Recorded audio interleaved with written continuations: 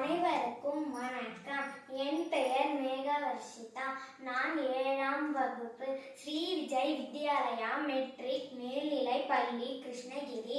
சுஜிதா, சுபா 2 பேரும் நெருங்கிய தோழிகள். சுஜிதா தனது பொருட்களை யாருக்கும் கொடுக்க மாட்டார்.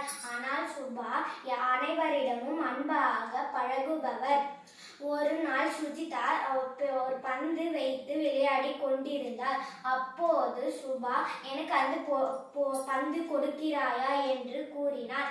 இல்லை, நான் என் பொருட்களை நான் மட்டும்தான் வைத்து விளையாடுவேன் என்று கூறினான். அப்போது விளையாடி கொண்டிருக்கும் போது தவறுதலாக ஒரு பெரும் குழியில் விழுந்து விட்டார். அனைவரும் பார்த்து அவரை சிரித்தனர். ஆனால் சுபா கை கொடுத்து உதவினார்.